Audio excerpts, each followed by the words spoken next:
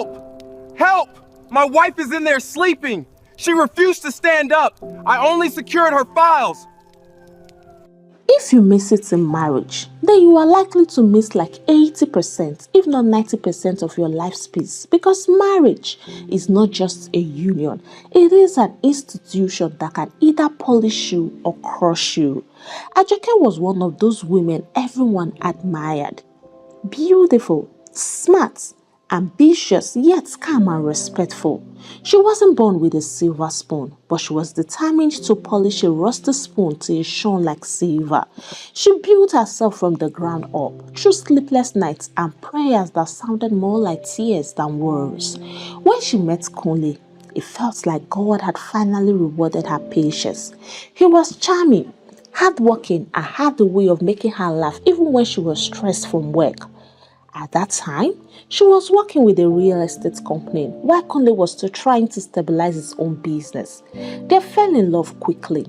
Kunle would always say, "Ajokemi, the day I met you, my life changed," and she would blush and respond, "It's only the beginning, dear." With the way he was behaving, Ajoke thought she had found her missing piece. A man who understood her dreams and still made her feel like a woman.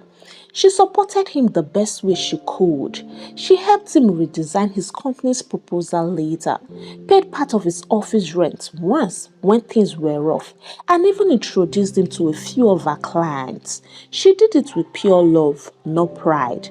They soon got married and Ajoke got promoted to head of business operations. Soon, Kunle began to feel small beside her. It started with jokes. He would tease her playfully. "Ah, Madam Head of Operations, maybe one day I will start working for you." Ajoke would laugh, not realizing that those jokes were mirrors of a wounded ego. We all know that there is this kind of jealousy that doesn't come with shouting or breaking things. It comes with silence. It smiles when you smile and claps when you rise. But deep down, it is boiling. That was exactly what Kule's heart turned into. A silent volcano, calm on the outside but burning within. After Ajoke's promotion, things started changing around the house, but it wasn't her fault. She still treated her husband like a king. Every morning before work, she made him breakfast, and every evening she made sure dinner was ready before he came home. "Kunle, you know I can't sleep until you have eaten," she would say lovingly. Yet nothing seemed enough.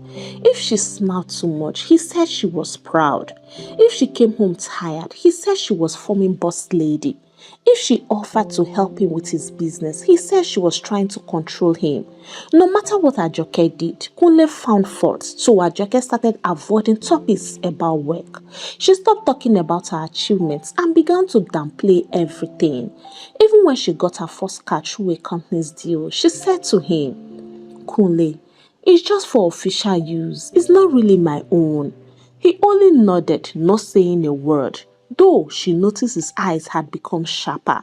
He was always watching her and always measuring her every move. Kunle's heart successfully became a battlefield. He began comparing himself with her every single day. When Ajoke bought a high-class wristwatch, he felt humiliated. When she withdrew huge amounts of money, he felt insulted. He started to see her success as an attack, not a blessing. One evening, while sitting in the living room, he muttered under his breath, "So now, if not for Ajoke, I won't even be known." She turned to him puzzled. "Honey, did you say anything?" He forced a smile. "No, my dear, I was just thinking aloud." But these thoughts were darker than she could ever imagine. That night, he couldn't sleep. He tossed from side to side, thinking of all the times Ajoke had helped him, and instead of gratitude, bitterness fueled him. He whispered, "So, I'm now the man my wife feeds. I'm now the one depending on her salary. It's my responsibility to take care of her, so why can't God bless me more than her?" Ajoke on her part kept trying to love him. She never noticed the growing shadow inside her home. To her, Kunle was just struggling to find his balance. She would hug him from behind and say, Don't worry, baby. Soon everything will work out. But those words didn't comfort him. Instead, they wounded him more. He would push her hand gently and murmur, I am fine, Ajoke. Then came the big break. Ajoke got a huge deal, one that shook her account positively. A company from abroad wanted to partner with her because of her good conduct in her office. The deal paid massively. When the money came in, Ajoke was overjoyed. She danced, shouted, even cried tears of joy. She ran into the room where Kule sat and hugged him tightly. Kunle, God has done it again, oh, she screamed. He smiled faintly. Wow, congratulations, my wife. Ajoke couldn't hide her excitement. She transferred some money to his account immediately, saying, Take this, my love. You have always supported me, and so you deserve it. He looked at the credit alert on his phone. It was 2.5 million. He forced a wide smile, hugged her, and said, God bless you, my wife. You are truly my answered prayer. But in his heart, another voice whispered, So, even the favor that should come to me is now finding her. I'm supposed to be doing this, not the other way round. That night, while Ajoke was asleep, Kule sat quietly in the living room. He scrolled through pictures of properties Ajoke had bought. Houses, lands, even a car, all in her name. He had once asked her, Why don't you include my name? She replied innocently, Don't worry, love, we will do that when the time is right. She meant it in love, but to him it sounded like mockery. He began to plan silently. He pretended to be happy, laughed louder than usual, and even told his friends, Ah, my wife is a blessing, oh, but every smile hid a darker intention. Sometimes, when Ajoke was talking about her future projects, Kule would stare at her lips, moving and zone out, imagining what life would be like without her. He wasn't even thinking of divorce or separation. He was thinking of something final and something permanent. So while Ajoke kept kneeling to pray for peace in her marriage, Kule had already started kneeling to the devil of envy. The silence that followed after was dangerously calm. It looks like peace, but also smells like death. One evening, Ajoke had just returned from work completely exhausted. The week had been hectic. Her company was finalizing another phase of the international deal and she had barely slept for 2 nights. She dropped her bag on the couch and kicked off her shoes, sighing deeply. Oh, this Lagos traffic will not kill me, oh, she muttered with a tired smile. Kunle walked in from the kitchen wearing a warm smile she hadn't seen in months. My madam, he said playfully. Welcome home, my morning magnet's wife. Ajoke laughed, surprised. He walked closer and said, I want to spoil you, my wife. You have been working too hard, so sit down, let me pamper you a bit. Ajoke smiled. Maybe my prayers are finally working and maybe the love I've been begging God to restore is finding its way back, she told herself. She sank into the couch, leaned her head back, waiting to see this almighty pampering. He went into the kitchen and came back with a tall glass of chilled orange juice. Bits of cold sweat glistened on the glass. He handed it to her gently and said, Let me start from here, the queen of my heart. Ajoke smiled. She took the first gulp. It was sweet, refreshing, and perfect. This is heavenly, she said. He watched her closely, smiling. Drink more, my love. You deserve to rest. She nodded, drinking almost half the glass. Her body started to feel unusually heavy and her eyelids fluttered. Coolly, I feel so sleepy all of a sudden, she murmured. He moved closer, stroked her head gently.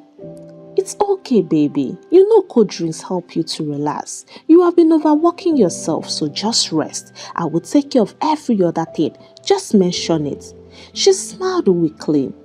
You are so sweet. Thank you. Just help me make dinner. Within minutes, she drifted into a deep, unnatural sleep. Kule sat beside her, watching her chest rise and fall.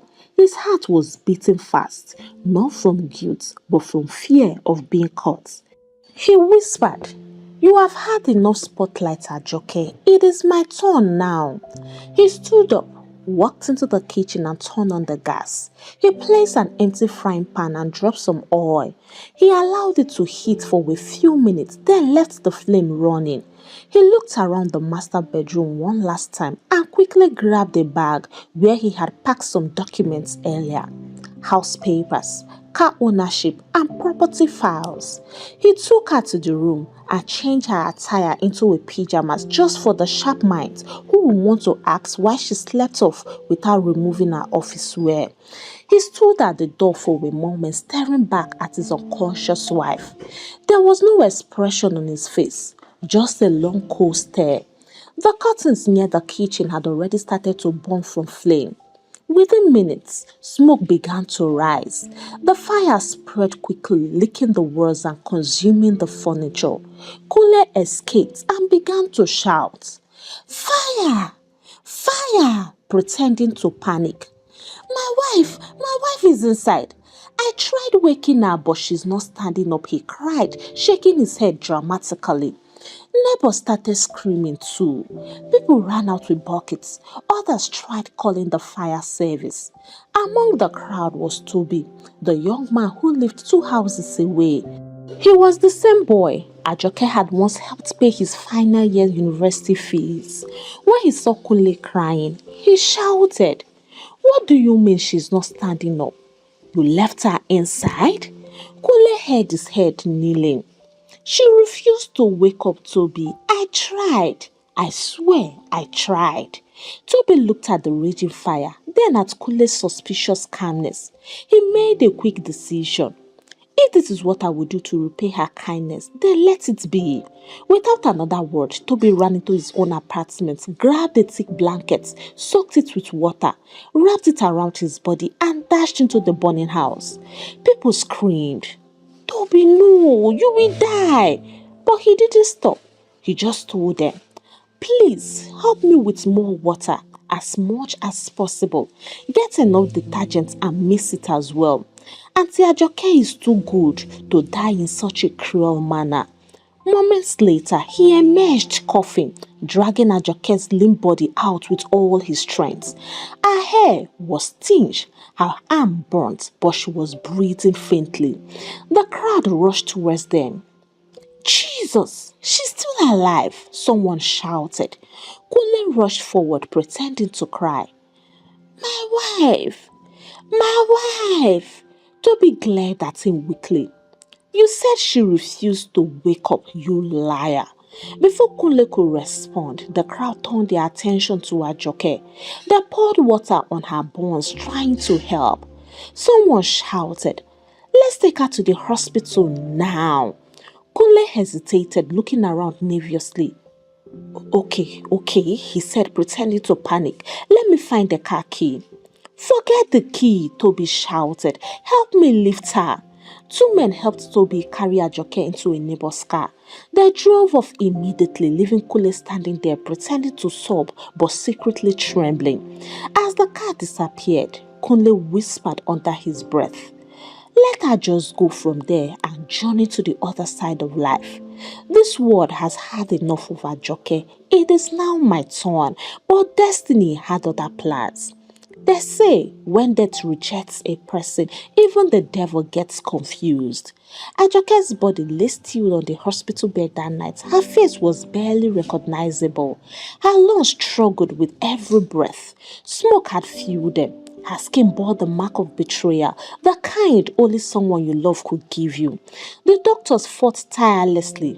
For 3 days, she remained in a coma. On the 4th day, when everyone thought it was over, her finger twitched. The nurse screamed, "Doctor, she moved!" It was like a miracle. Her body was weak, but her spirit refused to let go. Kule on his part refused to go to the hospital. He was simply saying that he can't stand watching his own wife.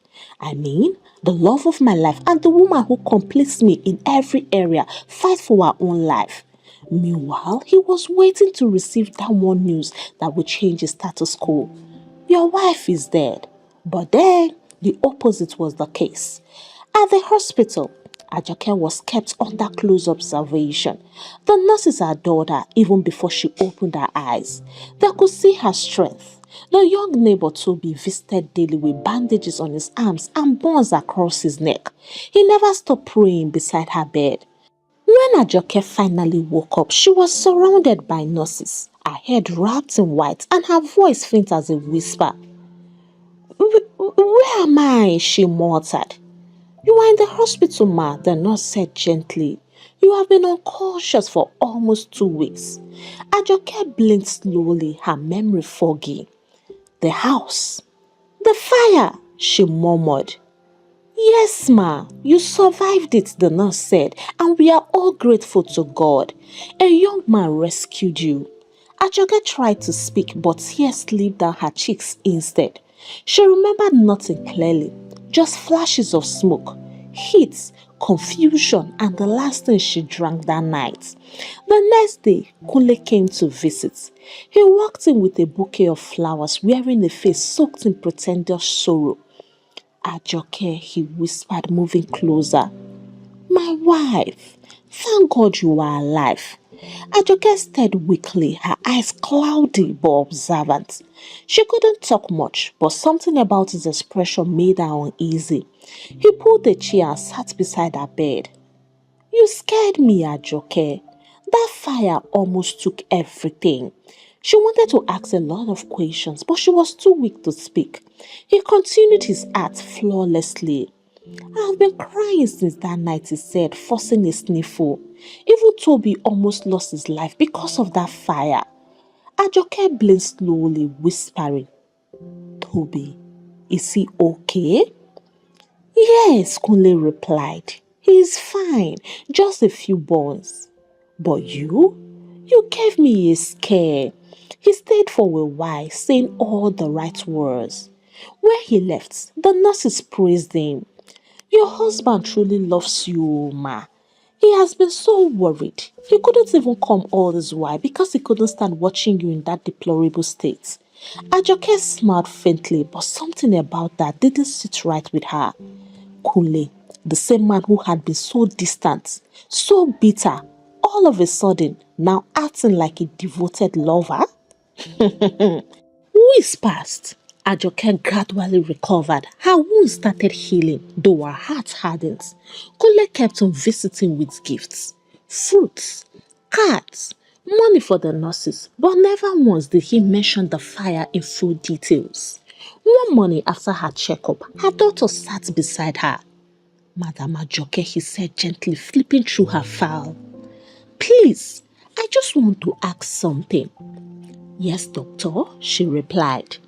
That night before the fire, why did you take sleeping pills? Ajoke froze. Sleeping pills? Yes, the doctor replied, puzzled. Your blood tests show traces of strong sedatives. You must have taken quite a dose. Her eyes widened slowly. Doctor, I have never taken any sleeping pills in my life. The room went quiet. Her heart began to beat faster. Images started flashing in her head. The cold glass of juice, the unusual sweetness, Kunle's soft voice saying, Drink more, my love. Her chest tightened. The doctor continued, Well, it's strange because that level of sedation doesn't happen by accident. You must have consumed it somehow. Ajoke swallowed hard, her throat dry. Doctor, she whispered, please don't tell anyone about this yet. The doctor nodded slowly. Of course, you are covered. That night, she couldn't sleep. She kept turning the event over in her mind. The smile, the juice, the calmness, and the fire. She even remembered all that had happened before that day. Her husband's unusual behavior like she was in a competition with him. She dotted her eyes and crossed all her T's, and it started making sense. The next morning, Kule came visiting again, smiling as usual. My queen, he said, you are looking better. Ajoke smiled faintly, but her eyes studied him differently this time, not as a wife looking at her husband, but as a survivor staring at her suspects. Every word he said sounded calculated now, and every gesture looked rehearsed. He stood up to leave and then said, "You will be discharged soon, right?" "Yes," she replied. "Good," he said, grinning. "I can't wait to have you home again. I have really missed you." Ajake smiled, but deep down she knew Kunle did this. She would never let it slide, and she would never go into the house, at least not as his wife. She left the hospital after 3 long months. Her body carried scars, but her spirit carried questions, heavy and burning questions. Kunle came to pick her up the day she was discharged. He was all smiles, carrying balloons. "See my beautiful wife," he said, opening the car door for her. "I have really missed you." She managed to smile and then she stepped in, but the air between them was thick. It felt like she was sitting beside a stranger wearing her husband's face. As they drove home, he kept on talking on how the neighbors helped, how the insurance would process soon, and how lucky she was to survive. Ajoke kept quiet, staring through the window and nodding quietly. When they got home, she stopped at the gate and refused to enter. "Kule," she said sweetly, "I want to stay at my colleague's place for a few days. I am not ready to come back here." He looked surprised. "But this is your home now, Ajoke." "Yes," she replied, her eyes meeting his. "And it is also where I almost died." He forced a nervous laugh. "Ajoke, why are you talking like this? That fire was an accident." She didn't reply. She just opened the car door, took her bag and left. From that moment, Kunle's heart began to pound with unease. At her colleague's house, Ajoke pretended to be fine, but every night she replayed that daughter's words. "Why did you take sleeping pills?" Her mind refused to rest. One morning, she decided to act. She went back to the hospital to see the doctor privately. "Doctor, you said there were sedatives in my system. Do you still have the report?" "Yes," he said, handing it to her. "It was a strong sleeping compound. You couldn't have taken that unknowingly unless it was mixed into something." Ajoke's heart turned. She remembered the juice, the last thing she drank before she fell asleep. She looked at the doctor and said quietly, "Doctor, please keep this information to yourself. Don't even discuss it with my husband at all. I need time to confirm something." The doctor nodded. "Of course, madam. And if you ever need my help anytime, any day, I will be available." That night, Ajoke called Toby, the neighbor who saved her. "Can we please meet?" she inquired. "Of course, ma," Toby replied. When they finally met, Toby was so happy. "Auntie Ajoke," he said warmly, "it's so good to see you working again." "Thank you, Toby," she said. "I owe you my life." He laughed weakly. "You owe me nothing, ma. You have done more already for me than anyone." She paused, then said carefully, "Toby, that night when you ran in, did you notice anything strange about my husband?" Toby hesitated. "Strange how?" "Like how he behaved, what he said, or just anything?" Toby looked away, his expression tightening. "Auntie Ajoke, I didn't want to say this before, but yes, I noticed a lot of things. He was outside with documents and a bag, and he didn't even try to go back for you. He was crying, but I don't know, it looked forced. When we said we were going to bring you out, he didn't stop us, but you also didn't help. I remember thinking, this man doesn't look like someone trying to save his wife." Ajoke's throat tightened. She placed her hand on her chest, feeling her heartbeat speed up. "Thank you, Toby," she said, with tears forming.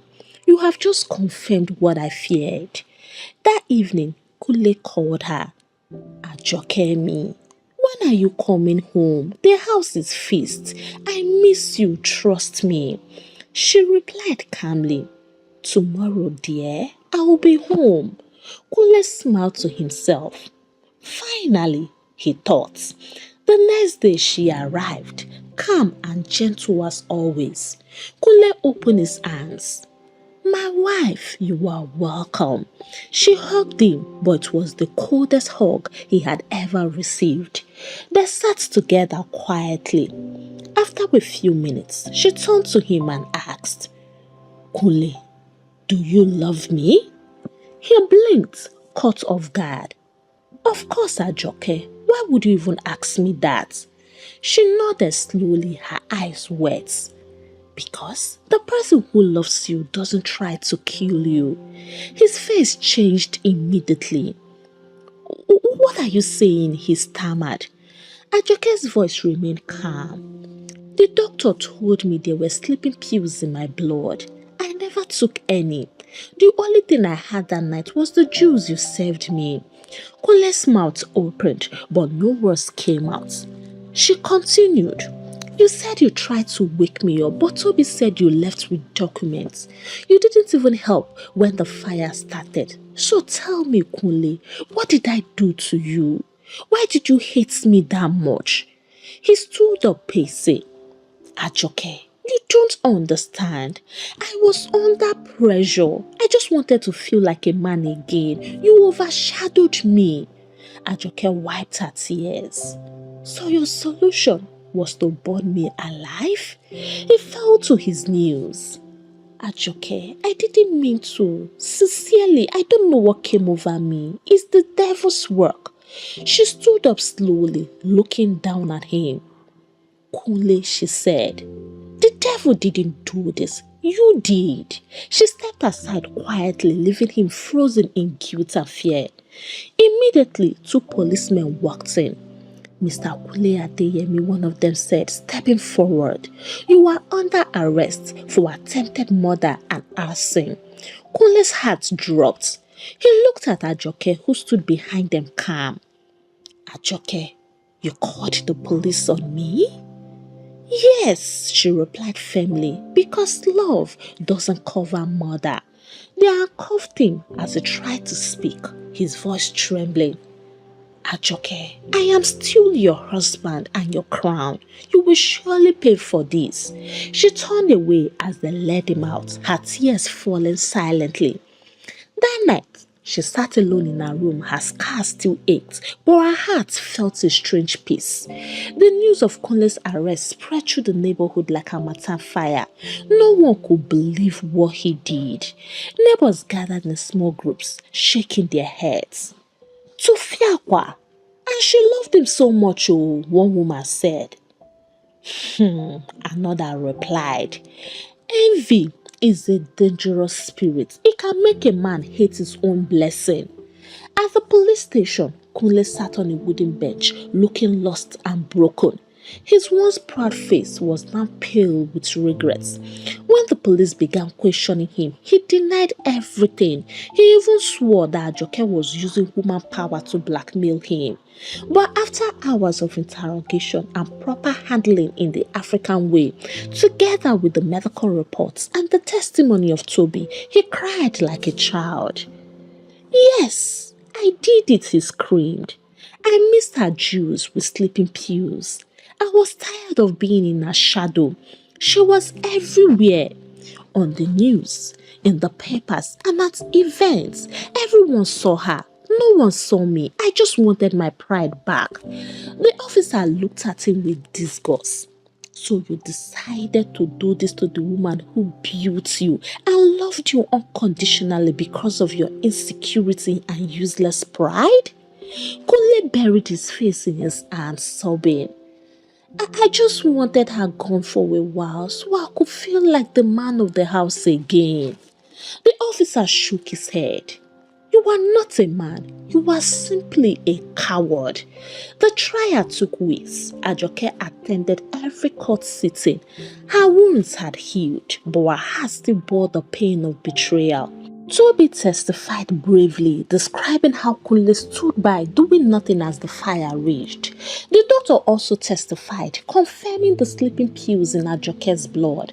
Kunle's lawyer tried to argue that it was a mental breakdown, a temporary loss of control, but the judge wasn't moved. In his ruling, he said, "It is tragic when envy enters the heart of a man and blinds him to the light of love. This woman loved you, helped you, built you, and you repay that with fire. The court finds you guilty of attempted murder and arson. You shall be sentenced to life imprisonment." The courtroom went silent. Kunle's leg went weak. He turned to Ajoke, tears streaming down his face. "Ajoke, please forgive me." She looked at him steadily, her voice low but firm. "I already did, but forgiveness doesn't mean freedom. May God judge the envy that destroyed your heart." The guard led him away in chains. And just like that, the man she once called her soulmate became a memory she would never wish to remember. Months later, Ajoke began to rebuild her life. Her story spread across media platforms, not as gossip but as a testimony of strength. Toby fully recovered and Ajoke rewarded him handsomely. He became like a younger brother to her, loyal, protective, and grateful. Hey, African Tales by Kama Tribe, how are you all doing? For me, I am doing just fine. I hope you learned one or two things from this story. Before I leave today, I would like to say this. Sometimes, the people who clap for your success are secretly counting your blessings against theirs. Learn from Ajoke's story. You should never dim your light to make someone comfortable in their darkness. And never you apologize for being favored by God. This story is a reflection of what happens when love becomes competition, when pride enters a home, and when the heart that should protect begins to envy. Marriage is supposed to be a partnership, but unfortunately, many people are seeing their spouses as rivals, and I can tell you for sure that destruction is only but a matter of time. To every man listening to me right now, I need you to understand that your wife's success is not your downfall. When God blesses her, He's also blessing you because the two of you are now one. So never let pride make you see your helper as your enemy. And to every woman listening to me, be wise and also be watchful. In your love and kindness, do not close your eyes to signs that something is wrong. When peace begins to feel heavy and smiles become strange, don't ignore your instincts. And to those still waiting for love, pray not just for a partner who looks good, but for one whose heart can handle your rising, especially as a lady, because this thing is very common with men. Not all men can handle a successful wife. It is my prayer that you will never become a stranger to the one you vowed to love. On this note, I wrap up with today's story. Kindly give it a thumbs up, share out to your loved ones, and let me read from you what you think about the story. If you have not subscribed to this channel, what are you waiting for? Kindly punch on that subscribe button so that you can join the Karma tribe. Until I bring the next amazing story your way, it is a goodbye from here. God bless you.